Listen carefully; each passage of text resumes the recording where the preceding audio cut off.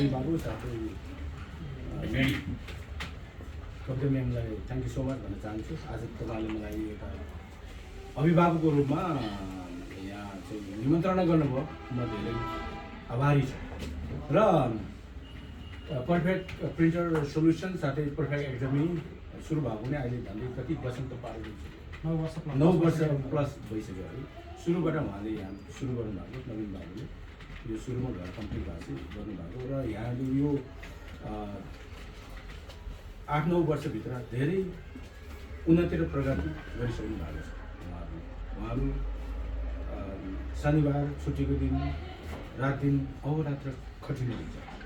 त्यसले गर्दा पनि उहाँहरूले सक्सेस चाहिँ पाउनु भएको छ। त्यसको लागि उहाँहरूलाई धेरै धेरै बधाई दिन चाहन्छु। र आज मैले यहाँ अगाडि हेर्दै देख्दै गर्दा धेरै स्टुडेन्टहरू यहाँबाट धेरै नै पर्फेक्ट प्रिन्टरबाट पर्फेक्ट भइसक्नु भएको छ। त्यसको लागि पनि म उहाँहरूलाई धेरै धन्यवाद दिन चाहन्छु। र उहाँले धेरै राम्रो स्टुडेन्टहरू प्रड्युस गर्नुभएको छ। अझै पनि तपाईँहरूले आफ्नो दाहिनेबार साथीहरूलाई पनि भन्नुहोस्, पर्फेक्ट प्रिन्टर पर्फेक्ट एक्जामी गएर हामीले सिक्नुपर्छ केही ज्ञानहरू र हामीले आफ्नो सर्टिफिकेटहरू हासिल गर्नुपर्छ। अहिले जमाना के छ, कम्प्युटरको जमाना। यो चाहिँ 21औं शताब्दीमा सबै कम्प्युटरमै हुन्छ। अहिले नेपाल पनि कम्प्युटरमा जुन चाहिँ यो क्षेत्रमा चाहिँ धेरै नै फड्को मारिसकेको छ।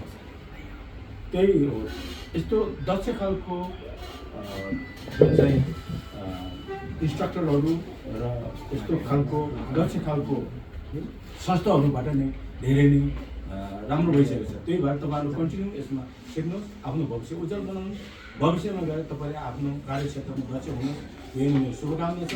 जति पनि आज यहाँबाट चाहिँ सम्मान हुने सम्पूर्ण यहाँको जुन चाहिँ पर्फेक्ट प्रिन्टर्स एकाडेमीको जुन चाहिँ व्यक्तिहरू छ, उहाँहरूलाई पनि म धेरै धेरै शुभकामना साथै धन्यवाद दिन चाहन्छु।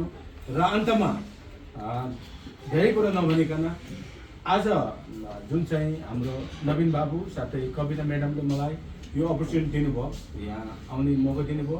मेरो समय थिएन, थोरै समय पनि उहाँ जानुपर्छ, मैले भेट्नुपर्छ, उहाँले भन्नु लगाएर केही समयको लागि म यहाँ आउने अवसर पाएँ।